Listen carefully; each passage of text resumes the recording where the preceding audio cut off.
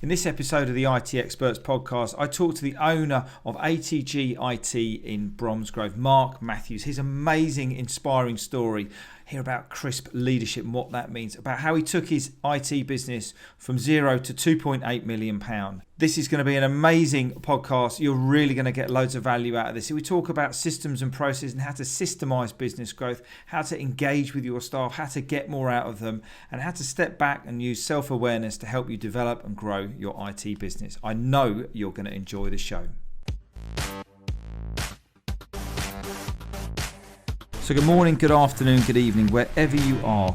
Welcome to the IT Experts podcast, the only podcast to help ambitious IT and tech business owners increase their sales, profit and productivity. Okay, so good morning, good afternoon, good evening, wherever you are. Welcome to the IT Experts podcast. And today we've got a really special guest for you. Today we've got Mark Matthews from ATG.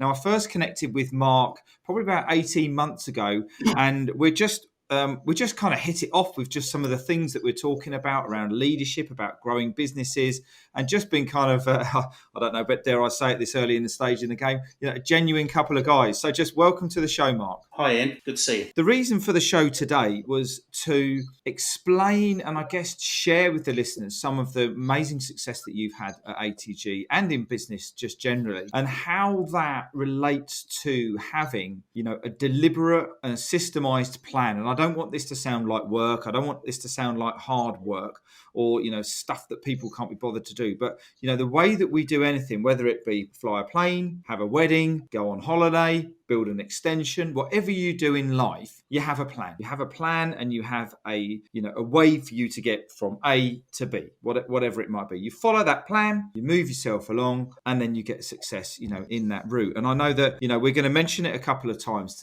today, but Mark and I are both real good advocates. We'll put the links into the show notes of a book called Traction by Gino Wickman, which is an amazing book, and it talks about business strategy. But Mark, do you want to just kick off just by telling us a little bit about yourself, kind of what you do, who you help, and all of that kind of good stuff? Okay, so my name's Mark Matthews. I own a company called ATG-IT, which we're a compliance and security-based company in Bromsgrove in Worcestershire. I set the company up way back, it seems now, back in 1989. January the 9th to be, in fact, in 1989. Father of three. They're not children anymore, unfortunately. They're now adults, and they still cause me a load of pain, which is an hassle. I thought they'd all leave home at 18 and I'd never have to speak to them again.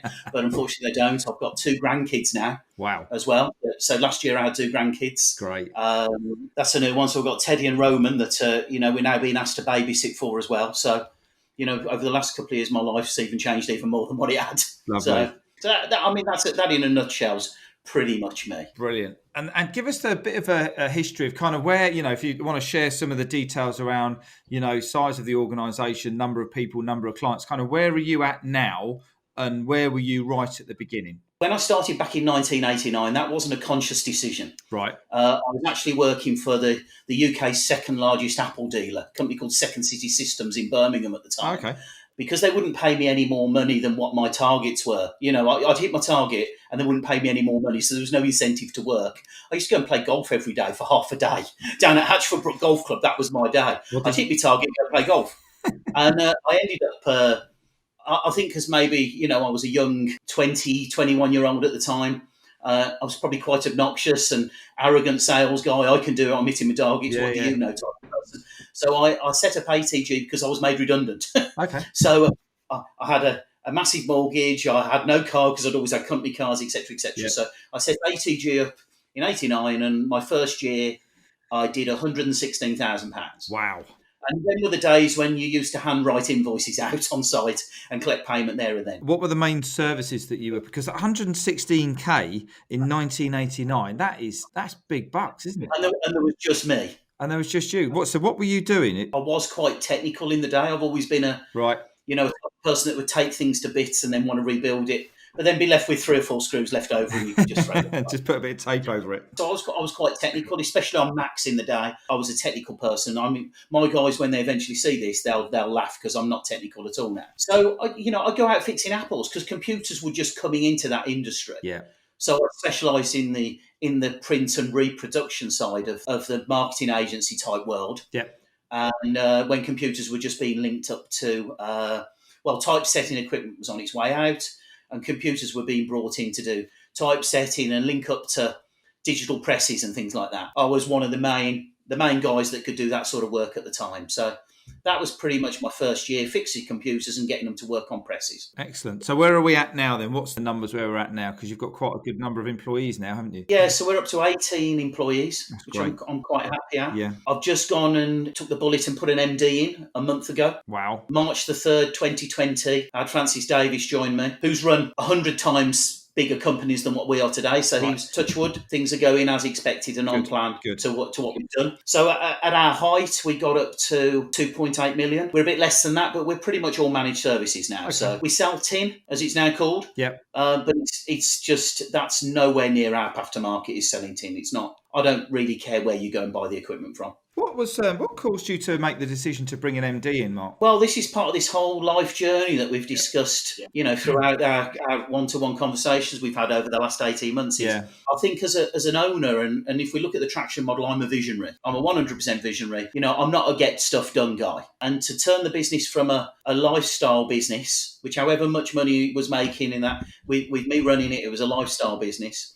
I needed to get an MD in to put, to help with the structure we've got following traction. I needed an integrator. I hadn't got an integrator in-house that could do that role, someone that's been there, seen it, done it. Yeah. So it was a decision that I probably should have took earlier, but I'm a great believer in all the crap that you have to deal with as a business over the years. You have to deal with that. That's almost your journey. You can't go from A to B without having all the rubbish in between. And that's what makes you the person you are. So all the rubbish that had helped me understand exactly what I needed. Once I'd realised, I then went out looking for an MD and found Francis. So. And I think this is a really key point about your team. A lot of the clients and the people that I associate with, they are techie people. They're all techies. They've either landed an organisation, they've either built an organisation, and they're technical. And then all of a sudden, they now need to learn about business development, managing people, cash flow, and all of this kind of scary stuff. Because it is quite, on the face value of it, when you look back at, business studies at school, it was extremely boring. But I just love the buzz of business and how can you get more revenue? How can you reduce your costs? How can you make it more profitable? But more important for me, being in a servicing kind of, coaching model, that one of the things that we're starting to measure right now is the ripple effect, which is great. So if I've got 10 or 15, 20 guys in a room, and I kind of change them. We've got some events coming up shortly, and I change their mindset to think about how they're running their business. And that makes their business more successful, which means that they can pay more people, they can employ more people. What's the ripple effect of that? It's absolutely bloody massive. And when you sort of think about, you start building that up to 30, 40, 50, my coach, Nick James, he's just about to put next week, I think about 600 people in a room. What's the effect of having 600 people? And if they walk away from that event with one great thing that's going to help them take their business forward, bloody hell, it's like mind-blowing stuff. And I think that's a good thing. And having, what you've done there to kind of sit back from it and go, right, hang on, I can't do this on my own. I am struggling. And it's like me, I'll be all over the place doing, videos here, content there. And then someone sits back and says, well, why is that content going out on that channel? When in actual fact, that's an influencing channel rather than an education channel. And you need to look at the way that things are working there. So that's really interesting. And, what a great result. And I love your, I don't know if you want to share it or not, but I love it. Trying to get this podcast in Mark's diary has been quite hard. And there's a good reason for that, isn't there, Mark? Because there's a couple of fundamentals you work your working day around. Would you like to share those with us? If you don't have to, if you want to, but I think it's absolutely something to go for. I think it's wonderful. So the first thing, always as a business owner, I decided that I was going to not work late, and I wasn't going to be in early. So I'd got a set amount of time a day. So I get in at 8:45, and actually I always used to leave at 5:15. That was it. I was always home for tea. I was always there to read the kids a bedtime story or whatever that was there. So I was always there to have tea, even cook the tea a lot of the time. That's another conversation that I have to cook. But then about the last 5 years ago, I've been going home at 3:00. So I've gone. There was some pretty life-changing moments about 5 years ago that I decided I'm not going to be doing the long hours. I'm at work, even the hours, the 40 hours I was doing, that was too much. And I finished now at 3:00, and I finish at lunchtime on a Friday.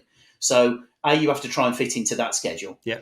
But then I'm on, I do a thing called well, it's not called HTG anymore. It's now called IT Nation Evolve. So Right. that's a ConnectWise company, which is a peer group. So Yeah. I'm involved in that. And then I'm on the executive council at CompTIA every, 2 or 3 times a year, and we have monthly calls with CompTIA. Plus, then I'm part of a group called Network Group, which I'm an executive director for. So we run 85. I'll do that because they're not all MSPs, but I run 85 IT dealers / MSPs. Yeah. So some of those can be quite needy at times and take a bit of work. But it's a great thing to, over the last 5 years, is just to give back to the community, which does sound, as I'm saying it, that sounds a little bit, give back, because that wouldn't have been the mark prior to 5 years ago. Yeah. So, and I was talking to somebody yesterday, and as you go through your journey, my journey started like many in my field with Tony Robbins. And you're kind of thinking, well, hang on a minute, if they can do it, then can I do it? And you kind of have that confidence, and you build yourself up to build your skill set so that you can learn new skills. But I never ever forget, the Zig Ziglar. If you help enough other people get what they want, then you'll get what you want. And in actual fact, when you look at it, and tomorrow Thursday, we've got coming out just round the back here, there's a homeless charity in Luton. They do a lot of work for the homeless. And they do a business school, so where people are down on their luck, they haven't, they're on the benefits, and they need to get back into business. And I go in there, and I absolutely love it. It's probably one of the best things I do every month, actually. And I spend an hour, and I just basically go in there and kick them up the arse, and just tell them, if you're a care worker, where else could you look for a job in care? Hospitals, schools, educate, all these and they sit there, and we kind of do it on the flip chart, and it blows their minds away, and we kind of they just said, could you come up and do your thing? And it's just wonderful that you give back, and you walk out of that room and they go, oh, you've helped me so much. And thanks very much. I'm now going to go and do this. I'm now going to go. That's what's working. That's what it's all about, and it's just, doing that stuff gives you fuel to help other people in the business, which is good stuff. So, and that's why we kind of hit it off. Now I want to talk about, there's a crisp packet on your radiator behind you there, Mark. There is. Why is that? Let's have the real story of why there's a crisp packet, and what's the crisp guy all about? Because that's your other name, isn't it? The weekend name. Yeah, the crisp guy, which just sort of happened, and people come up to me now going, "You're the crisp guy," which is wonderful to see, because it means they haven't replied to me online or anything. They've just gone and they've kept it to themselves, which is great, because you understand you're hitting more people than what you think you are at the time. Yeah. So what that was about was, so if we go back probably about 5 years. Yep. I had a customer that we were worldwide with go bump on me.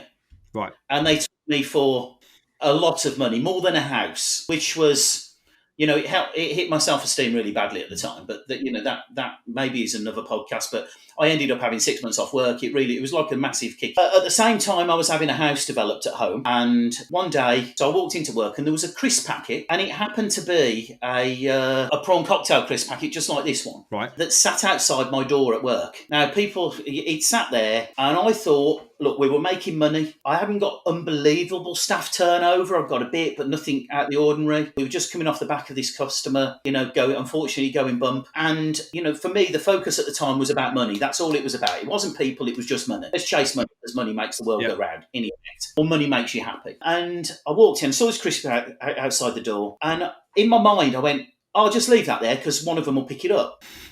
Just about being spoken about. Yeah. It wasn't on our radar. I don't know whether it was on the big companies' radar, but in small business, it wasn't discussed to the extent that it is today. And I thought, one of them will pick it up. And then I'd get in the next day, and it was still there. Now, to make something clear, we have our front door, and then we have a roller shutter that sits about 3 feet in front of it. So it didn't get blown up, because some people don't believe me on the story. It didn't get blown away. Some people go, well, why didn't it get blown away? Well, because there was almost a compartment that it couldn't get blown away if it wasn't picked up in the day. To cut a long story short, it just got really, really annoying. The fact that nobody picked this crisp packet up. It's right there. It's bright pink. Why hasn't somebody picked it up? So anyway, my wife's telling me, just pick the bloody crisp packet up. Don't worry about it. I'm going, no, I want one of them to pick it up. And at the same time as that was going on, I said I was having this house developed. Yeah. And there was, we had at times 30 builders. We had 35 skips in total. So it was a big job. Yeah. But I'd fall out with every builder. So every builder that I've ever met up until that stage, I'd always fell out because they'd do something wrong. And you have to bear with me on this because it's leading to somewhere that was a real key pinnacle moment. So, I'm just trying to think for camera now, how's the easiest way to explain. But you've got a paint in a wall and there's a plug socket on the wall. The easiest thing if I was doing it was I would take the plug socket off with the cables behind it. Yeah. I'd paint behind and then I'd screw it back on. Yeah. I'd have builders paint round and get paint on the plug socket. You get an electrician fitting a row of lights in the ceiling, spotlights. And you'd look at them and they didn't line up. So, of course, I'd sat that person, I'd look up and I'd go, why have you done that? Are you stupid? Or whatever I would have said. And another one would go. I've had tradesmen in my house like that. My wife would sit there and when she'd see a new builder, a new electrician, painter, carpenter, whatever it would be, coming down the drive, I didn't find out till later. She was like, oh no, how long's this one going to last for? And the final thing was, I got home one day, and there was a carpenter fitting a wooden door to an ensuite. If he'd have hung it this way, it would have been fine. If he'd have hung it this way, it would have been fine, or this way. But he didn't. He hung it this way, which meant when you opened it, it hit the toilet. I remember seeing this. This is on your website, isn't it? I think. And it was the most frustrating thing ever. I noticed this when I come home from work, and I'm like, I'm going to have a word with him in the morning. That's it. He's going, blah, blah, blah. And of course, my wife's going, oh, is there any more carpenters in the area? Yeah. Because we've run out of them all now. Anyway, I had one of these entrepreneurial moments at about 4 o'clock in the morning. I woke up and I went to myself, I can't remember the exact words, might not be, but it was, oh my God, I've worked out the problem. And the problem was me. Right. It was my fault. It wasn't the carpenters. It wasn't the builders. It wasn't the guys at work for not picking the crisp packet up. Oh, no, for 25 years, I thought it was them. Bugger, it's me. So I then thought, right, how can I explain how to do this? How can I work this out so I can get them to understand what I now understand? When you said it was me, Mark, what was the thought that was going through? Was it the case of, hang on a minute, this can't be everybody else, it must be the way that was it one of those self-awareness moments? It's unbelievably the biggest self-awareness moment ever, because without being funny, we were making lots of money. So you couldn't tell me, I didn't need a business coach because you couldn't tell me, because look at my pile of cash. Yeah. We've been great at work. It was never them, because that was all we're running a business for was to make money. Yeah. That was at the time. That was what it was for the cars, for the houses, for the suits, the watch. That was. I'm sort of ashamed to say that's how I was at the time, but c'est la vie. That's how it is. Yep. So I'd worked out that the next day, it happened to be a Friday, and we have a monthly meeting on a Friday. I buy lunch for we used to buy lunch for everybody on a Friday.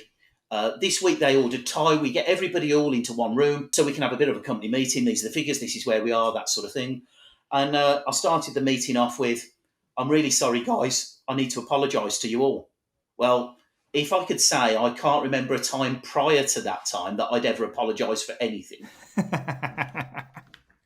And they looked at me as if to say, oh my God, what's wrong? And I can imagine what's wrong with Mark now. In our tech room downstairs, which is a couple of 1,000 square feet where all the techies sit, we've got everybody in there, the meal's out, and we've got 2 doorways that don't have a door in. And at the time, it was when we used to build PCs a lot, you could walk backwards and forwards without having the door like a restaurant, when you go to the kitchen, you see them bouncing. Yeah.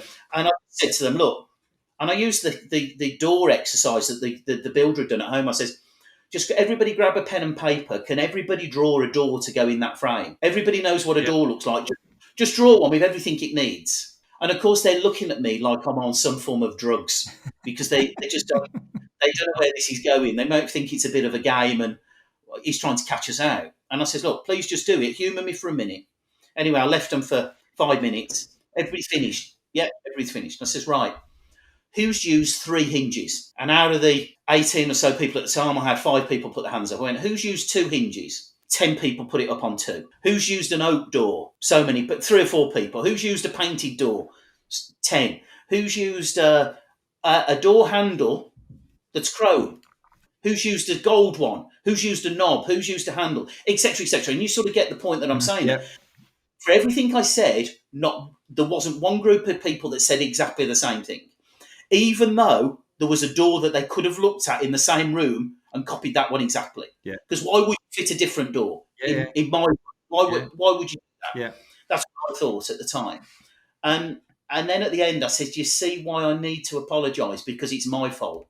Because I haven't explained what I wanted the door to look like. Yeah. Like I hadn't explained to people, actually, I'd like anything that's outside, crisp packet or leaves or something like that, to be cleaned up. Like going back to the, and there's a guy I know will laugh at this if he watches this video, but, when the toilet roll's empty on the toilet roll holders at work, change it. Don't leave it, because a customer might have to come in there. Yeah. The crocs in the sink, etc., etc. And there's a million other things. Never mind a server and a the backup not working or something. And we should really phone the customer straight away and get onto it rather than leaving it till the end of the day, etc., etc. And they looked at me and went, "Oh, okay."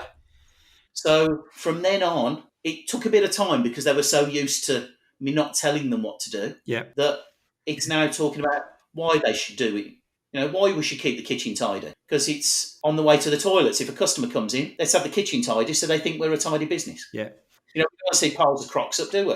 But to me, that seems like common sense at the time. But now I understand that's my fault.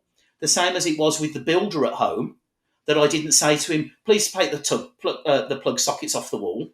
And can you fit them lights in a straight line? And can you hang the door this way? Because then it won't hit the toilet." I just suspected that they knew what I knew and what good looked like for me. Yeah. So now I've got builder starting today, and he's come in, and I've told him exactly what I want him to do. He's a no illusion. And I love that story. I've heard it a couple of times now, but it is the classic self-awareness. And I don't know whether you know a guy that I follow in the States called Gary Vaynerchuk, and he talks about self-awareness quite a bit.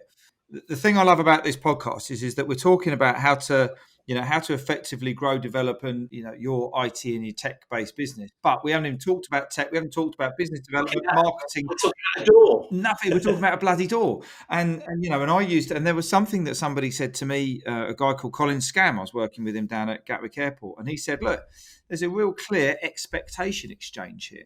And I said, "What's an expectation?" He said, "Well, you're going to come in. You're going to come into work. You're going to do some. I'm going to pay you some money, and I expect you to do X, Y, and Z. And in return of that, you also want me to provide you with, the PPE, the tools, the training, the development, and all of those types of things." And I think this is the really big thing that people need to learn about, is the difference between managing staff and processes and people and stuff, and then leading a team. I always used to lead a team. When I was 20, I think when I was 27, I had 65 people working for me. I used to work for what is now Virgin Media, and we were building the fibre network that we're probably talking over right now. And I made that choice to go into that position. And I always used to have a bit of a yardstick with every team that I'd ever worked with. And it would be, if I asked you to come in at the weekend, because I'm kind of in the shit and I need a bit of a hand, but I can't afford to pay you, how many of my team would come in just for Saturday morning to help me get things ready? And I was quite lucky that, many of them sort of said, "Yeah, we'll come and help you out," because you have that relationship, you have that respect, and you kind of have that, they have that expectation exchange that if I want to go home a little bit early, I'm going to be comfortable with it and move it forwards from there. And this kind of leans it towards, talking about the values. Let's just go back. So you've had the conversation with the guys about that, and you've understood, okay, it's me. I need to set my expectations out correctly. I need to be really clear in what I need to do. Now, when people start learning that from you, guess what they're going to do? They're going to then start doing that. So if you have an apprentice start, they're going to be checking and balancing and making sure that apprentice knows what he's doing, and he's really clear and he's consistent in what he's doing there.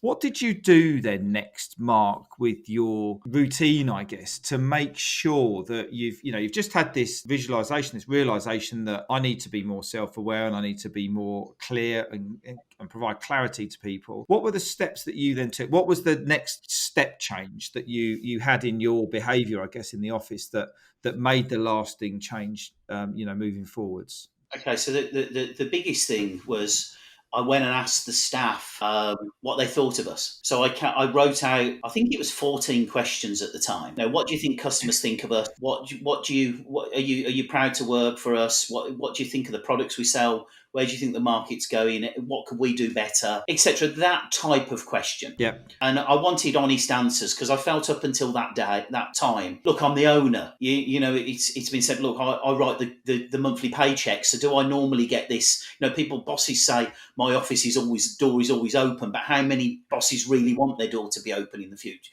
You know, for people to come in and tell them the truth. The doors might be open, but are the ears open? Yeah, and that's right. So, and I was trying to get this thing that, look, this is a line now. I'm going to change. So, basically, I sent this email out, and there was, I'd say, 14 questions. I gave them about a month to fill it out, Right. and to get them to be honest on there, I offered them a trip to Marco Pierre White's with a taxi with a partner, all expenses paid. Blah blah. Now, you didn't have to be. You could be anonymous if you wanted, but if you put your name on there, then, you know, and I'd judge who was the winner, and you get this, you get the meal out. I like that. Probably £200 or £300 worth to do, because I didn't want fluff. I wanted the truth. Yeah. And I've got to say, when I first saw the replies that come back, I was mortified. Indeed. I genuinely was. I might even have had a tear at the time, going, "How can I have got such a successful company, but this is what people think of it?" Once I'd calmed down, so the mortified was anger as well. Yeah. How could I let this happen, and all of that kind of thoughts go through your head. I ended up writing them all on everything, all the questions down. We got things like, one of the van windows doesn't go down. Our internet line's not very good. We don't have any processes and procedures. Somebody's job title, I remember, was a number of people weren't happy about somebody's job title. The kitchen was an issue. I own a building that's 6,000 square feet, and I've got an upstairs and downstairs. Yeah. Sales are upstairs, tech are downstairs. Operations and tech are downstairs. Sales and finance are upstairs. And it was upstairs always leave the kitchen messy, and downstairs always leave the kitchen messy. It was causing me more little backstabbing, little bits that shouldn't be spoken about. And I got all these lists off all the staff, and I made a master list. And then what I said then was, I'm going to look at the whole list and actually tick off the easy wins straight away. Because if I'm saying I'm going to change, I need to now show that I'm listening to them. So, we ordered an internet line straight away. We got rid of all the vans, and we went and bought new vans. We changed carpet. We sorted the kitchen issue out, which the kitchen issue, I can't believe how much of a nightmare it was. Yeah. But I can't believe how much of a nightmare it is in other people's businesses. I hear it all the time. Yeah. And I tell them what we did. But that's, maybe that's another podcast to sort that out. But, I started ticking off these lists, and slowly and surely, as I started ticking them off, they started to believe that, wow, things are changing. Yep. And that was like a snowball. You start rolling it, and it's small, and it gets bigger. And, that just worked a treat. Well, this is what we were saying earlier on, business change starts with implementation. If you'd have had that thought and sort of thought, oh, God, I'm letting the guys down, I'm not being clear with what I'm doing, to go out there, this is where we're kind of leaning into a little bit around the leadership kind of start, is to go out there and say, look, guys, tell me what you think. I'm man enough, hit me with it. Man or woman enough, I think we should say these days. Hit me with it. Hit me. I've got broad shoulders. Let's deal with it. That's a really, really admirable and thing that really successful companies do, is because they say, tell me what it's like. They always say that, and I believe this is very true. If anybody leaves a company, obviously there's other extenuating circumstances, but a lot of the time it's because they don't get on with their boss. Yes. They like the company, they get on with it, but they don't get on with their boss. So this is why when you're bringing in layers of management and you're bringing in layers of leadership, you need to make sure that they've got the same skills and qualities that you've got, because there's a real disjoint once you get past your level of managers to the rest of the guys who kind of do the real work, as we kind of call them. Because if it's not consistent and you're not having this, tell me what it's like. And I love that idea of give it to me anonymously, but if you want to win a meal out, then let me, give us your name and I'll... Nobody gave it anonymously, by the way. And the prize was the one that was the most honest. Yeah. Sorry, it was two people that didn't give me the reply back on the time. Right. Because I was on holiday at the end of the month when it was meant to be back. And I was really annoyed that two people hadn't. But actually, when I went to speak to them, the reason they didn't send it is because they didn't want to upset my holiday. I mean, how good's that? Brilliant. Thinking on it now. Yeah. I was angry at the time that I thought they'd ignored me, but actually they were doing it because they didn't want to upset my holiday. wow, that's wonderful. Do you have an employee engagement plan or a people plan, Mark, that you kind of, obviously you've got, I know if you're using the traction system, which is essentially it's a business development system to help with the systemization of the business effectively, and with your people, with your leadership, with your meetings, with your KPIs and all of these kind of good things. But do you have a specific plan to help you make sure that you're on track with your people? Well, of course, I mean, we've been now running Traction, I think we're 3.5 years in. Wow. So we're running Traction for that long. Yep.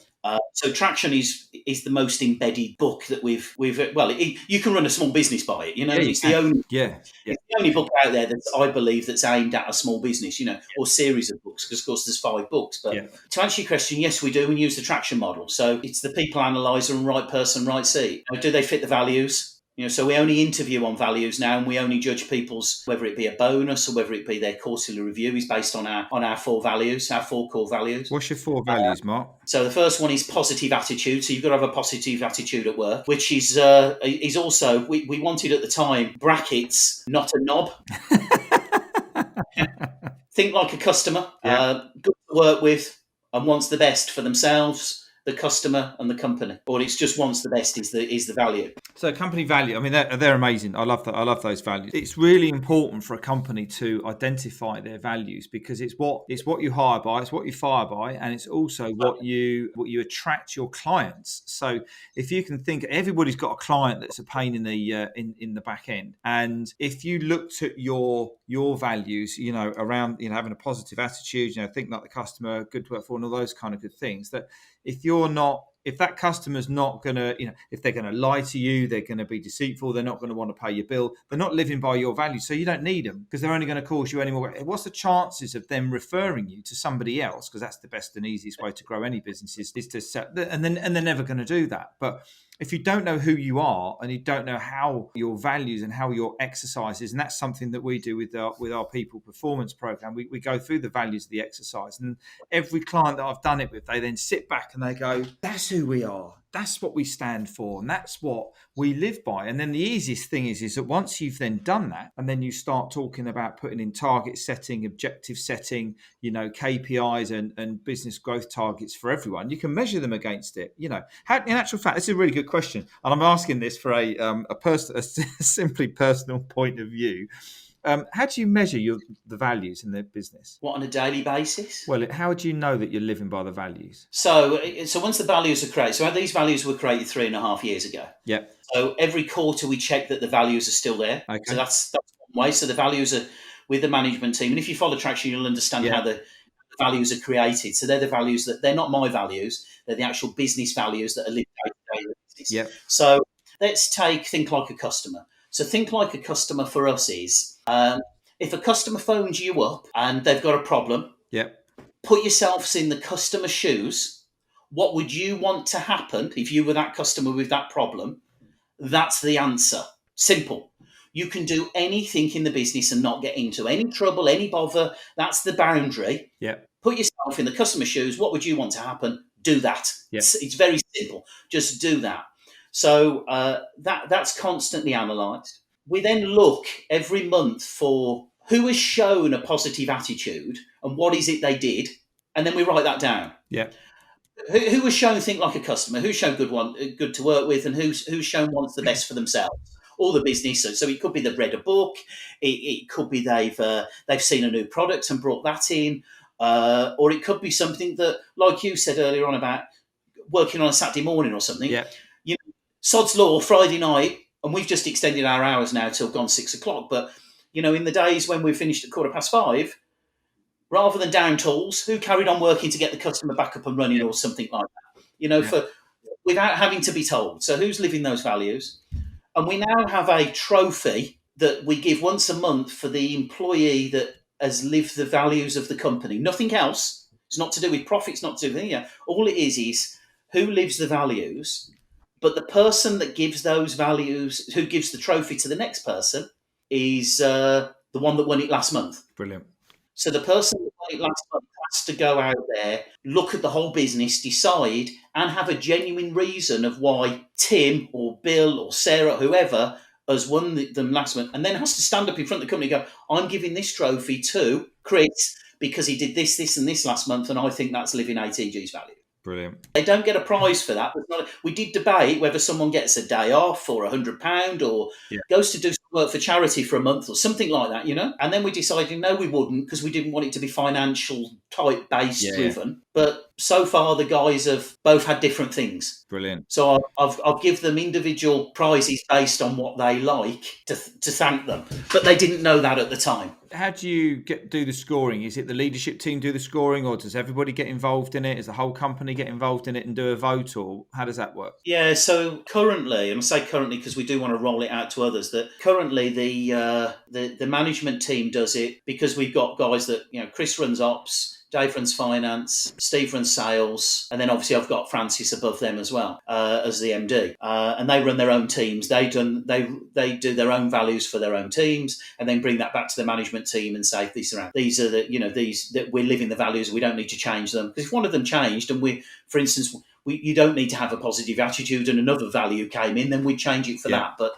currently these seem to be pretty nailed down. The thing that we really love is when we have a new employee in, and we've had 2 or 3 recently. Yeah. They come and sit down with me when they've been in. I don't employ people anymore. They do. Managers get the guys in. I sit them down. I talk about how important the values are, and actually they're my eyes and ears to know whether the values are being lived. What I want them to do is come back a month later and go, "Wow, they are your values," because I see them being lived. And it's so important that all the way through you live the values. And I was dealing with this, had this in corporate, and unfortunately, some organisations I work with, the biggest downfall was that some of the organisations right at the top weren't living the values. They were saying, "Yeah, let's live the values and let's put the values together." But if you don't live the values at the top, and there's another great leadership analogy that we used many times was about shadow of the leader. If you walk in and you've kicked the cat and the bloody postman's done this and you've trodden in a puddle and you've ruined a suit and you're slumping over and you're just fed up about the world, you walk in the office with that attitude, what's going to happen to the rest of them? They're all going to follow suit. Whereas if you walk in, and it was something that one of the directors at my last company, when I was being mentored through, I walked into his office and he said to me, "How are you doing today?" And I said, "Oh yeah, I'm not bad, thanks." And he said, people who are listening to this who know him will know exactly who it was who did it. And he said, "I didn't ask you what you weren't. I asked you what you are." So I said, "What do you mean?" He goes, "Well, are you all right?" I said, "Yeah, I'm all right." He says, "Well, why didn't you tell me that you were all right?" And I thought I would stop being pedantic. But then all of a sudden it kind of got this, hang on a minute, And this was one of when I got a new team and I was moving around either companies or departments, I'd then have this as a kind of a bit of a performance yardstick to say, within 3 months, I want everyone to walk into the door and go, "Morning, Mark, how you doing?" And you go, "Yeah, I'm good, thanks, Ian." Rather than, "Oh, I'm not bad. I've been better," or, and all of the standard stuff that people kind of come out with. And when they just hear other people going, "Yeah, I'm good actually today. Yeah, really looking forward to, I'm going to see this client. I'm going to go and do X, Y, and Z or whatever it is."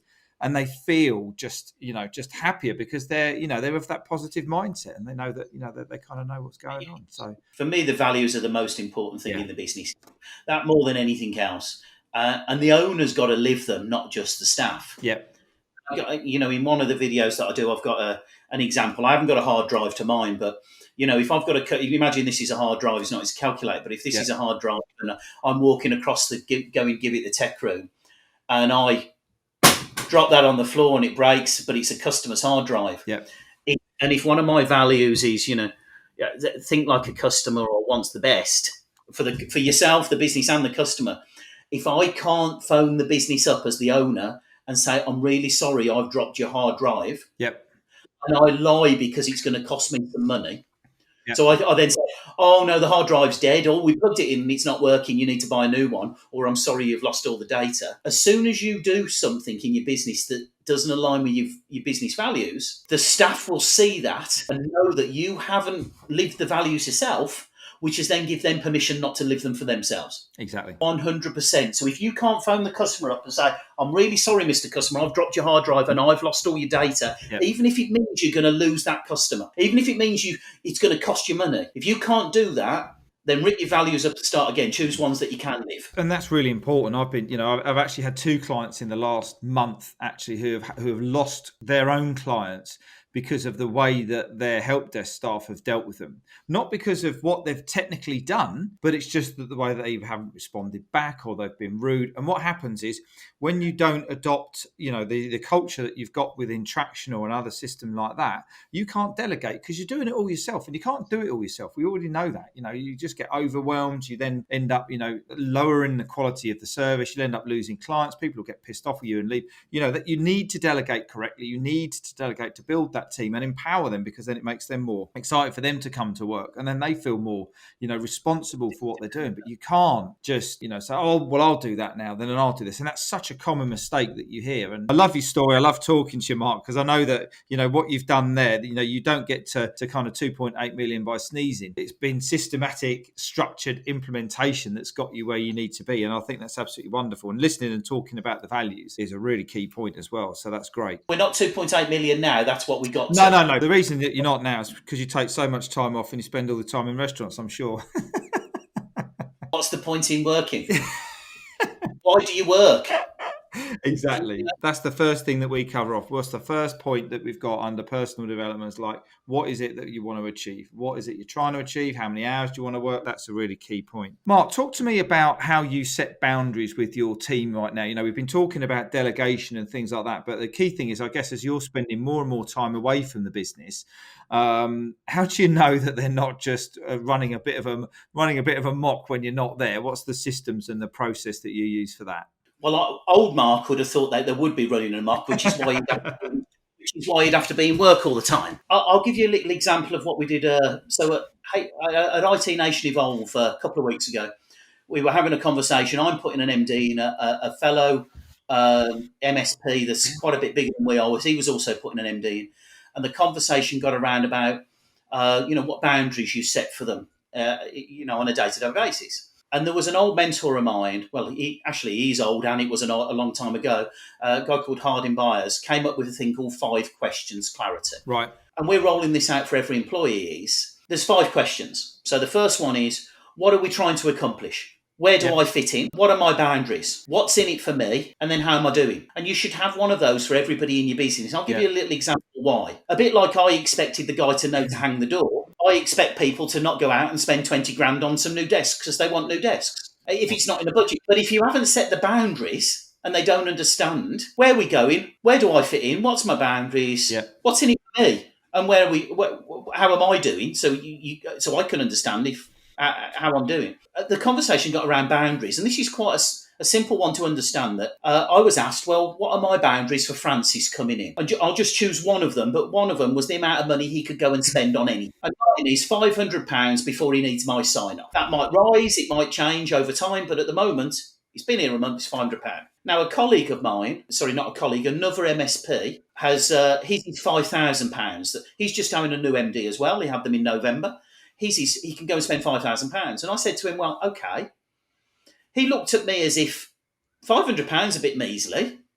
And I went, well, if it's outside the business plan, if it's whatever the business plan says. And he went, well, mine's 5,000. And he was a bit, puffing his chest. It was almost like, I trust more. And I said to him, okay, so while you're over here now in England, because he wasn't based in England as an MSP, can he go and spend £4,900 on taking the guys out from work? He'd take them out to a restaurant, buy a bottle of whatever, some expensive wine. He'd take them out for a night out while you're here. And when you get back, he gives you the bill for £4,900. And you've got no problem with that because you said he can spend £5,000. And he went, yeah, okay, I need to look at that again, don't I? People's perception is one thing, but reality is something totally else. Yeah. That 5-question clarity puts the boundaries in so everybody knows. So I've got boundaries for people, boundary for money, and boundaries for time. And things like, Traction is our Bible and our VTO and accountability chart, the company values. Those are the boundaries. That's it. He now understands, as long as he fits that box of everything we just said, he can go and do what he likes. But it goes back to the expectation exchange, doesn't it? What is it you want to do? What is it I want to do? We think the person we're speaking to knows what we know and he's going to act exactly the same as us. Yeah. Like the carpenter's going to hang the door in the right way. People don't. And it's funny, it's just something that's just come to mind. If we were to, your business is a really important part because you grow it and it's kind of like an extension to the family, isn't it? If you were to this is going to be a bit off the wall, this comment. If you were to, hand your child over to someone else, would you explain to them exactly what they needed doing, what they're feeding, if they needed any medication, everything? Of course you bloody would. You'd tell them to the nth degree, wouldn't you? So why don't you do that in business? Because we don't. Because we don't. And now it's time for the Innovator Success Quickfire round. Okay, Mark, first question then. So this is going to be a really interesting one. If you were to bottle one part of your business journey, which to be quite frank has been pretty phenomenal, and sell it for world domination, what would that be? It's actually the owner's fault. 9 times out of 10, the owner's fault. Get out of the way. Yeah, get out your own way. Yeah. You employ people to do a job. Yeah. Let them do the job and stop getting in their way. Yeah. And then get out your own way, because you're normally getting in your own way when you will actually hinder your business growth because you'll be overthinking things and trying to get things done. Absolutely. And that's why it's really important. And, the step that you've made, bringing in your MD, is really important, that you have the right people in your team, whether they're employed, whether they're contracted, whatever it is, you have the right people in your team. Okay. Yes. Question 2, what's your biggest learning point, while you've been growing businesses and you've been moving forwards, that you can share with the listeners? Biggest learning point is, again, there's so many learning points, but develop a system. Yeah. Whatever that is, whether it's the one that you do in, or I know which is based on traction or traction itself. Develop a system and have processes in your business which help you manage the day-to-day running of the business. And I'm sorry, the only other one I want to say is work on self. Okay, yeah, a bit of self-development. Work on yourself, but then get a system in place in your business. Someone said a great famous quote once was, "Since I've been doing this personal development stuff, it's amazing how other people have all changed." It was just I can't remember who it was who said that. It might have been Brian Tracy or one of the guys like that. But I thought that was very true. Right, final question. What's your favourite app on your phone and why? Okay, so I'm not a big phone user and that, but I'm an Apple man. Yeah. We're on a Mac now. I use a big iPhone 11 Pro Max or whatever they're called, and I bought an Apple Watch at the start of the year. The best app that I've got on that is called Waterminder, which sounds absolutely stupid, but I've recently lost a couple of stone. I put a lot of that down to I'm drinking 3.5 litres of water a day, and that reminds me every hour or so, take a glass of water, and just being hydrated from your skin, your hair, your sleep, everything is better than drinking more water. So for me, you shouldn't be needed to be reminded, but I was one of these that had skipped breakfast and skipped lunch, and so I thought drinking water has been one of the best things. It is so important. We've even got a large bottle of water here on the desk, and it was when I gave up caffeine years ago, just started drinking water, and you can actually function and focus and concentrate much more when you're hydrated than you can when you're dehydrated. And if you're having coffee, I was drinking black coffee at the time, that dehydrates you. And if you don't fill that back up with water again, you can end up with, it does stifle your brain's ability to focus. Mark, this has been probably one of my best and favourite podcasts, because I know that we could sit here and chat all day, but neither of us have got all day because we've got to get out to lunch. But it's been a great podcast. Thank you ever so much for your time. Just recapping, we were listening about your great journey, growing ATG, the crisp guy, all the importance about the culture and the values, asking staff, employee engagement, and all of this really good stuff. Do you just want to share a few information? We'll pop this into the show notes, any contact details if people want to have a chat with you, talk about any of the things that you're up to right now or anything like that. Yeah, so obviously you can get me on LinkedIn as Mark Matthews. That's easy. You'll obviously see me with on there. No, it's me, but I accept everybody's links. I'm always open to help. Cool. I play on Bob Bird's Go Give a Book, which is I don't give to receive. I'll give anybody anything if I can physically do it. So you can find me on Twitter as @thecrisp_guy, and then I've got a personal website which is called Crisp Leadership, but I don't necessarily do any leadership on there. I have lots of people ask me, and I write blogs and articles and that sort of thing, based around the same things as what we've been talking about today, really. So that's the 3 ways. Or of course, you can get me on my own email address at ATG. So Mark Matthews at ATG-IT.co.uk. No, that's great. Thanks again, Mark. And for everybody else out there, whether you're running an IT, an MSP, or a tech-based business, if you need a hand with anything whatsoever, anything we've talked on this podcast or any other podcast, then just connect with me on LinkedIn or drop me an email at ian@innovate2success.com. That's about it from me and Mark today. Thanks again for your time, effort, and support with the podcast, Mark. I'm going to catch up with you guys soon, and take care. All the best now. Thanks very much.